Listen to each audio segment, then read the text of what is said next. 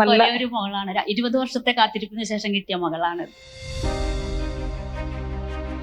CC+ന്റെ ക്ലാസ്സുകൾ ഭയങ്കര ഇഷ്ടമായിരുന്നു. എക്സാമും ഭയങ്കര ഈസി ആയിരുന്നു. എനിക്ക് അനന്യ സാറിനും കാർത്തിക മിസ്സിനും ഭയങ്കര ഇഷ്ടമാണ്. മാത്സ് ഒക്കെ പഠിക്കാൻ ഭയങ്കര ഈസി ആയിരുന്നു.